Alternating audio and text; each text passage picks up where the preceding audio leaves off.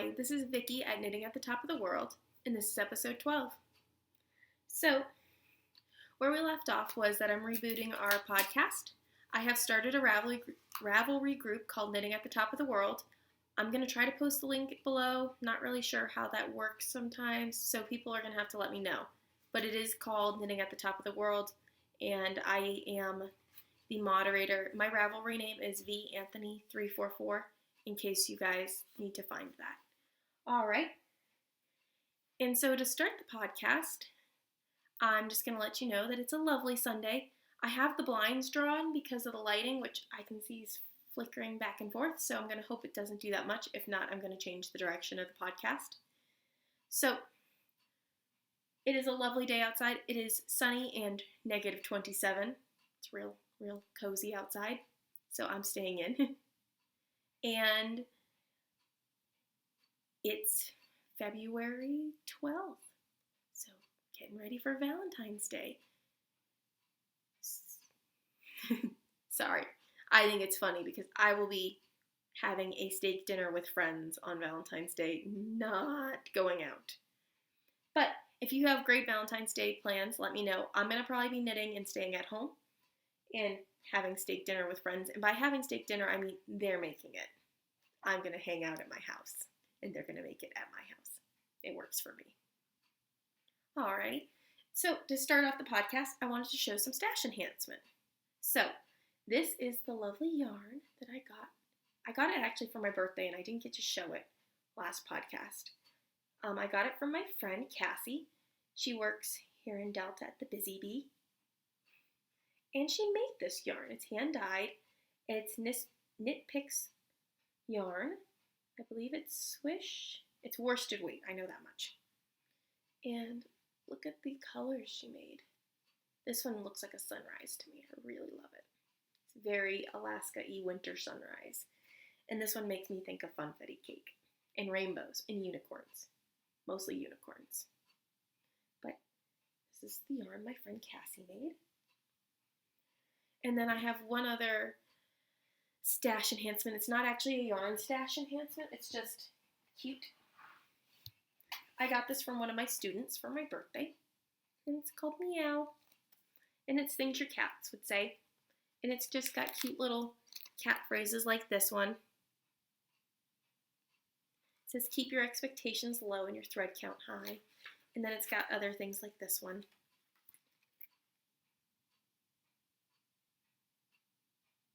It doesn't get much kittier than this. And I just love it. And it's a little coffee table book. So it's going to go on my coffee table. So, and those were my acquisitions. I'm on a yarn diet still. I know it doesn't seem like I am, but I've got enough yarn to survive for a good long time. So, yarn diet it is. And I'm going to be holding off. I'm wearing my sweater that I made in Barrow last year. For those of you guys who saw the episodes leading up to the sweater, it was a long, hard haul. And it took a good long time, but it's all Knit Picks yarn. It's a little itchy, not going to lie, but it's a warm kind of sweater, and I need it for today. It's a little chilly. I'm actually also wearing Knit Picks yarn on my feet. I am going to show you my feet. That was super classy. I'm wearing my rainbow socks because it's negative 27 outside, and I keep my house at 61 degrees. It's cold. It's a little chilly. So that's what's been going on lately. And now look at works in progress. So I did cast on a new project that I haven't shown you guys, so I'm going to start with that one. I am making a hat in Caron Simply Soft. It's in this teal colorway. Sorry, that's hard to see. And I've got it on my Knitter's Pride needles. And I'm right now doing a seed stitch. I'm doing an adjustment of the Dust Bowl hat. So Stephen West made a hat called the Dust Bowl hat. And I really love it. And I've made it myself, and I've got the pattern. I love it. But I'm doing an adjustment from that. So I'm doing it on size 10 needles, held double, and I'm doing half the amount of stitches and half the amount of rows. So it's not really his hat, or it's an adjustment, because I want to make it fast. I'm making it for a coworker, and it's going to have a lovely brown pom-pom on it when it's done. So that is one thing that I'm working on. And then The next thing that I'm working on are my blue-footed booty socks, which actually got some work on them done. A little longer than they were last time. I had to fly to Anchorage and back on Wednesday and then back on Thursday. And so I was able to get a few more rows of these done. Unfortunately, the flight to Anchorage and back from Fairbanks is only about 35 to 45 minutes roughly. So not a lot of knitting time. Even the wait in the airport, I'm a bad flyer sometimes when I'm flying within Alaska. I don't have to show up actually at the same time that most people do. So if you were going to fly from Tampa, which is the only airport I have any real experience with, you need to be there about 2 hours in advance. That's minimum. So you can get through security and set at your gate for about 30 minutes because security is going to take you a while. Fairbanks, even with a full pat down, I did get a full pat down. It was actually really funny. Even with a full pat down, it took me maybe 15 minutes to get through security and checked in. And so you don't have to show up that early. In Anchorage, I actually was switched to an earlier flight. So I only had about 10 minutes, got through security, and got on my flight still. Just fine. So not a lot of knitting time. And then the drive to Fairbanks to Delta, which takes entirely longer than the whole process of flying. You can't knit and drive at the same time, unfortunately, when you're the driver. So I haven't had a lot of knitting time on them, but I did get some work done. And then the other project that I've been working on is my Snow Melts shawl knit along. So I haven't finished Clue 1. I've got Clue 2 downloaded. It came out on Thursday. But first I need to finish Clue 1. And this is where I'm at so far. I have had to unknit some things. There we go. There's the lighting. And as you can see, there's a few different colors going in now. It's a yarn. It's a project work with 3 colors. And I've chosen colors of light lilac, blues, and teals. And I've actually really enjoyed it. I'm actually amazed at how big it is already, too. Something this small is not usually what I work on. And it's forcing me to be patient. I'm trying to get it to open up correctly, though, so you can see the whole thing. There we go. You guys a close up. It's actually forcing me to be patient. And it takes me about 10 minutes to go row to row. So now, I know my mother, who's on Clue 2, said it takes her about 25 minutes now to get across the row. And I haven't even gone through the last increase, of Clue 1. So I'm going to try to finish that tonight and get on to Clue 2 for tomorrow. Now tonight, I don't know how many of you started watching it, but I love the show Victoria. Absolutely love it. And I'm planning on knitting this while watching Victoria. And I know it's a little selfish because my name is Vicky and that is short for Victoria, but I really love this show. So I'm excited to start watching that tonight. Not that I haven't been watching it all season. And the only other thing, yes, I have my notes here. The only other thing that I needed to share, which was a request made by my mother, was my Hexie Puff quilt. For those of you who haven't been watching, I've been working on a Hexie Puff quilt since I was a junior in college, which is now 5 years ago, which makes me feel a little old. I've counted them once before. I have well over 100, closer to 200 Hexie Puffs.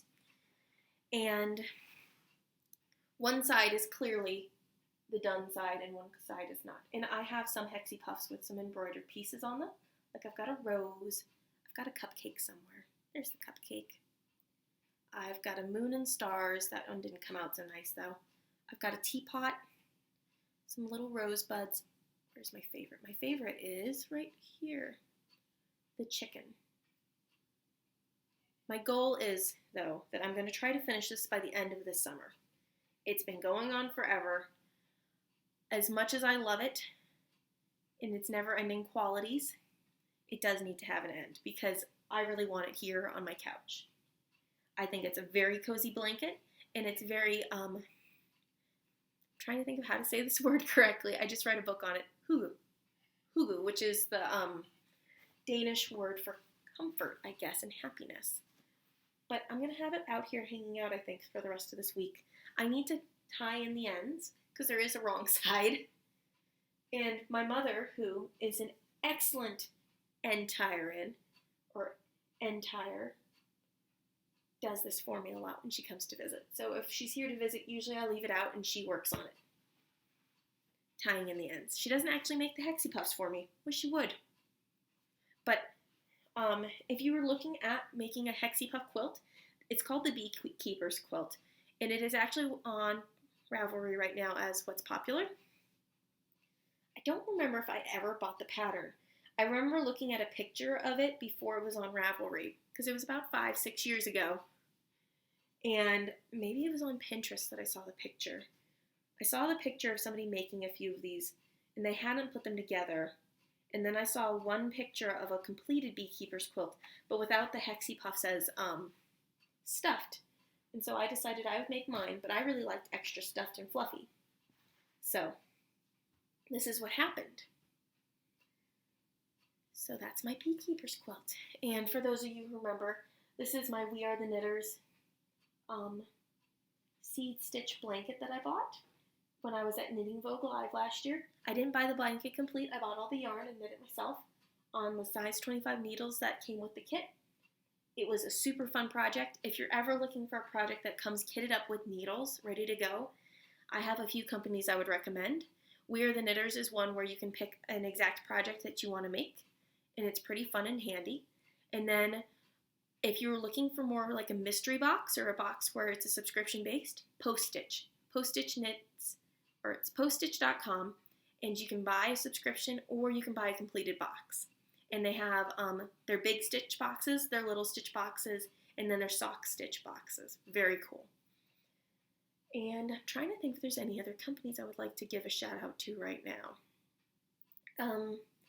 Again, the yarn I'm knitting with is Blue Fitted Booby by Yoshi and Lucy Knits. I'm gonna double check that name. I picked the wrong bag. It happens. Yeah, Blue Fitted Booby is Yoshi and Lucy Knits.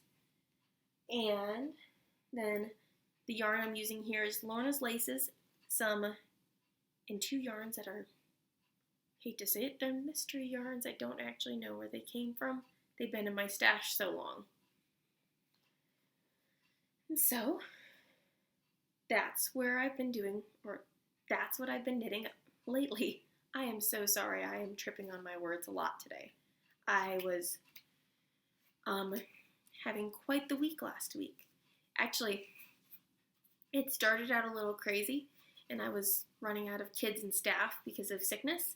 And then on Wednesday, I had to leave early because I had to catch a flight so I could go to a conference Thursday.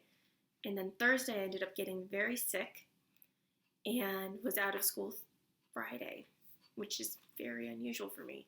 And then I slept almost all of Friday and almost all of yesterday.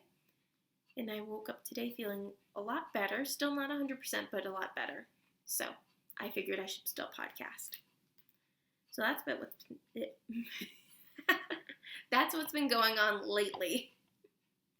The conference I went to actually was super exciting.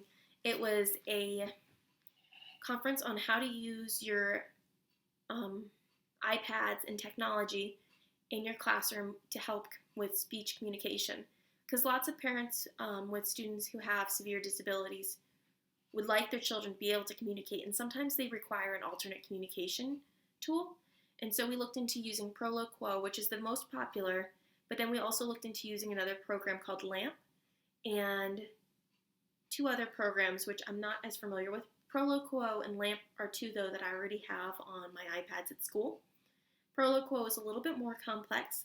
It's the most popular, but it's also the most advertised, you'd say, to parents. And there's been lots of success with it, but it's also not necessarily the best for all students. And I personally believe that I personally prefer LAMP, which is very similar to Proloquo, except a little bit simpler to use. So with your students who have some cognitive disabilities on top of a speech disability and communication disability, LAMP is a little bit easier for them to use, and it can help them form more complex sentences using more of a basic picture skill, where Proloquo is a little bit more complex for a lot of students. Both have great merits, though, and both have huge things that go against them. but it's actually a lot of fun to look into. So I was at a conference all day on Thursday looking into those kind of programs, and then looking into and collaborating with other teachers who are in the same field as me, which is intensive needs special education. So that was a lot of fun. And I was very thankful that I was able to get all the way home before I got sick. It was a big plus for me because I hate being sick while traveling. And I know for a fact that I wouldn't have been able to have flown if I had waited any longer at the airport. So those were some of the things that were happening this week. And then the other things that happened this week was I've started reading a book and I finished reading a book. So I finished reading a book recommended to me by my mother, Holly Hens, on Instagram. Her book that she recommended was called The Little Book of Hygge, which is spelled Hygge, and it's the Danish term for comfort or happiness. And the book was about how to build this idea into your daily life and how to enhance your own life through the idea of hygge, which is actually something really simple for knitters. Like myself and others, lots of knitters like to be cozy. They like nicely lit spaces, and they love hot beverages. That is the basics of this whole idea of hygge, which I thought was incredible. So the whole idea is you like being comfortable in your own home, and you like being calm and relaxed. And it's big on having something woolly to wear, having nice socks on, rolling up or curling up in a blanket. And they recommended reading a book, but I know for a lot of us knitters, we would do that and be knitting. And they talked about the correct kind of lighting. Right now, my lighting, I think, is a little harsh, but that's because I'm filming and trying to make sure that my lighting stays even for you guys. But the whole idea is having a slightly lower toned light, candles, and a hot beverage, and curling up and feeling blissful. And they went into looking at why the Danish version of hygge was so successful, because studies are showing that the Danish are the most happy people in the world. So it was just an interesting topic. And then the next book I'm reading is called Born a Crime, and I'm a few hours into it. I'm listening to it on audiobook because it's written by Trevor Noah, who is the host of The Daily Show. You may or may not be a fan of it, but he has an excellent reading and speaking voice. Fantastic book to read. It kind of gives you a little bit of a different view on him, because it gives you a view of his personal life versus just his life as the Daily Show host, who is a comedian. He still comes through as a comedian in reading his book, and that is amazing. He had me crying the other day. I was laughing so hard listening to a story of his childhood. Just fantastic. And the fact that he can make such a hard childhood, because it was a hard childhood, we got to admit that, such a happy and fantastic story with times for laughter, I think is impressive and talks highly of him as a person. So that is the next book I'm reading, and I'm currently reading right now. And then the next book on my queue for me to read is Victoria, because I'm really loving the show, and I really, really, really want to read the book. I should have done it in the correct order, but I am probably not going to do it in the correct order. So those are some of the things that I've been up to. Now, I have yet to find, other than Victoria, a new TV show to kind of really dig into. And so I'm just going to recommend the ones that I've recently watched that I enjoyed, and see if anybody else has any recommendations based on that. So I've recently on Netflix really enjoyed watching The Incredible Kimmy Schmidt. I thought it was a very positive, silly, and kind of uplifting show that Netflix made, and it made me super happy to watch, and it just felt like it was lighthearted and funny. The next show I really liked on Netflix kind of takes the opposite turn. It was Frontier with Jason Momoa. Oh my goodness. So I really, really like historical dramas. I'm not going to lie. Downton Abbey is one of my favorite things to watch. I love all the Jane Austen movies. I love, love, love Victoria. So Frontier is like a grittier historical drama. It's about the fur trade in British Columbia, and it kind of goes around the British rule and I'm trying to think what you call it, colonialism, along with the French trappers and the native trappers, and just incredible to see the battles for this little piece of British Columbia. It's really actually an epic show, and it's only 6 episodes, but they're super long. I think I've watched it in 2 days. I shouldn't have binged it, but I did. So that's something that I found extremely interesting lately. And I'm trying to think what other show I've been watching, because there's been another one.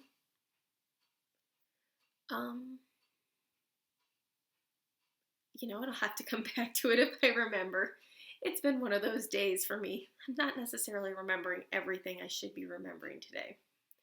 But in other things that I've been getting up to, I have been effectively learning how to use Skype in my classroom. That's been exciting. I actually used it while I was away, so I could Skype into my classroom and say hi to some of my kids.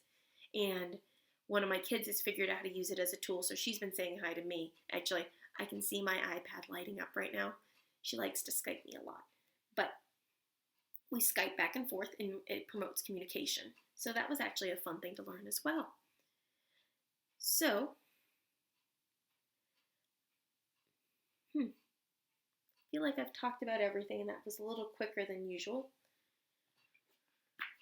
Oh, you know what? We do have something we can talk about. So, as I mentioned last week, we had the Festival of Lights, and since then, or really since December 21st, we've been gaining light. And it's been more and more apparent in the month of February than usually any other month of the year. So, February, you can tell you're gaining light back, and by May, you've got light back, like almost 24 hours. But those months between, you don't really feel it as much. But February, since you're starting February with the sun rising at 10 in the morning and 3:30 in the afternoon, and by the end of February, you're going from like 7:30 in the morning to 6 at night, which is back to the normal. So February, you feel that change much more than you would feel it in the other months, where it's kind of like, oh, it's just a little bit outside of the normal. And then by May, it's back to being 24 hours. But because of that, it's actually been kind of interesting to watch, because we aren't seeing northern lights as much. We're not seeing as much activity, or we are seeing activity, but I mean, there's not as much visible northern lights activity here in this area. It's supposed to shoot back up again, but not till later in the evenings. Except for the last week, we've had this crazy bright moon, which I know they're talking about it on the news, and they're talking about the comet. But we've kind of had this overcast weather with this crazy bright moon, and so the other night when I woke up, it was like my whole house had a spotlight on it because of the moonlight coming through the ice fog, because our overcast weather is essentially just ice fog, and it creates pillars of light, and unfortunately it created a pillar of light over the moon, and so it felt like there was this big huge spotlight coming into my house. So that's kind of an interesting thing. I'll have to post some pictures of the pillars of lights. It's a phenomenon that happens here in northern interior Alaska. So because it gets so cold, we get an ice fog, and then within the ice fog, if there's light, it creates almost like an enhanced prism effect, and creates these straight pillars of light that come straight out of the lights. So if you've got your outdoor lights on and you're driving down the street, you can see everybody's outdoor lights, but instead of them kind of focusing out, it focuses up. And it's incredible to see. The other night when I was driving from Fairbanks the whole way through, it looked like people had spotlights in their yards. And once you get into places like Salcha and Birch Lake area, where there are some houses, but not a lot. Like I might see a house every 3 or 4 miles. There's just these giant spotlights coming out from above them, because that's what how the light reflects here. So it's been kind of interesting. This is my first winter in an interior place. Last year I was in Barrow, which is on the coast, and then my first year teaching, I was out on the Kuskokwim River, which is, if this is the Alaska, or here, oh no, there we go. If this is Alaska, how you're thinking about it, or yeah, this is Alaska. Barrow would be up here, there we go, up here, And where I used to be right over here. And then where I am now is actually right over here. It's kind of interior and close to the Canadian border. I'm about 150 miles from the border. I'm about 100 miles from Fairbanks. I'm 300 miles from Valdez, about, and about 400, 500 miles from Anchorage. I've driven to Anchorage before. Not planning on doing that anytime soon. Not at least till the pass clears up. Thompson Pass and then the pass between, I think it's Glen Allen and Palmer need to clear up before I would even consider doing that drive again. Yeah, I had to think about that. And then the other way through, which would be going up through Fairbanks and then down through Denali and all that area, is not safe yet either. I mean, people do the drive. If you've got four-wheel drive vehicle and pretty good, reliable vehicle, people do it all the time. I am not brave enough to do that on my own. It is definitely a 2-3 person drive because you want to have other people with you. But yeah, I mean, where I am now, it's a different experience. And I actually really enjoyed being able to go out to Anchorage for a night and come back in the next day and it not be hours and hours of travel. It was a few hours because of the driving, but that never really feels like real travel because that's how long it takes me anyways to get to Fairbanks. I'm going to be going again on Friday to get my car fixed. And I mean, that's not unusual for us. And you kind of get used to that drive. It'd be like having to go commute to Tampa from Sarasota all the time. For those of you who are from that area and know what I'm talking about, you just get used to your commute. It's not that hard. So, yeah. Well, I guess this is Knitting at the Top of the World. And I'm Vicki, and thank you for hanging out. I'm sorry we got off a little bit of the knitting topic because I didn't have much knitting to talk about this week. But thank you for watching, and I will be back next Sunday. Get my words mixed up again.